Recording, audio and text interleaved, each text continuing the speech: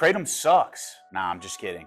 This video here, I'm going to talk about why Kratom gets so much hatred on the internet and in media sources. And the first one, obviously, is bad news coverage. Journalism understands a simple concept, and that is that bad news travels faster than good news. Bad news and angry titles of your next news article, those are going to get a lot more clicks and a lot more coverage than somebody saying that a cat was saved by a firefighter. Humans naturally are more drawn towards negative and calamitous events than they are towards positive events. So when a journalist writes a story that Kratom killed a 33-year-old in Amityville, USA, unfortunately they leave a lot of the other facts out, that that person might have been taking any number of other medications or had underlying medical conditions. They just want to say Kratom kills. So that's number one. Another reason why Kratom gets so much hate is because people have bad first-time experiences all the time. I work in this industry. The most important thing that we do as a company is we ethically sample to our consumers. Whether or not they actually read our instructions when we tell somebody to take half of the chewable tablet right here, it's up to them, but we always initiate with people by saying taking less is more. And I would rather somebody feel nothing than feel too much with Kratom. Because I'm in this field, I talk to people all the time, and whenever someone tells me that they didn't like Kratom, it's always, every single time, been because that person has taken too much Kratom too fast. So of course, they get a headache, they get some nausea, and they don't enjoy it, and they think it's a terrible supplement. So again, bad first time experience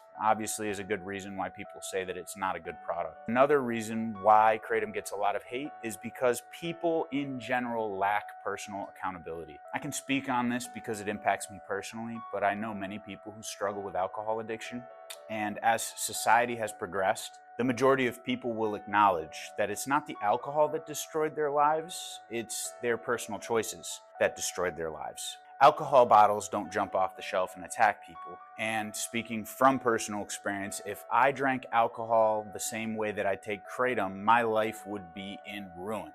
And I don't even take that much Kratom. So when I say a lack of personal accountability, it's commonplace for people to read or do some research and find a comment from a user who said that such and such company's Kratom destroyed my life because I lack self-control. They will leave that second part out. They won't even acknowledge that they lack self-control. It is a personal choice every day that I take Kratom. It is a personal choice for about 15 million Americans who do take Kratom. And the one thing that I can say is that the dose makes the medicine. So again, none of this is medical advice, and I'm not telling you how to live your life, but I am saying that just like with alcohol not jumping off the shelf and attacking people, just how an alcoholic destroys their life through their actions, nobody goes out there and says it's alcohol's fault. The same thing should apply to Kratom, but because it's mostly unknown and there's so many people who've never heard of it before, they think of it as yet another dangerous street drug or new concoction in a laboratory that the first time you take Kratom, you're just going to upend your entire life, lose your job and your family with crippling addiction. That's not how this works. Kratom is habit forming. I've said it before, I'll say it a million more times, but from personal experience and the experience of those in my life, Kratom is not putting people out on the streets. It's helping them get off the streets, and it's helping them be more productive members of society. As always, thank you guys so much for watching this video. If you got any questions, drop them in the comment box below.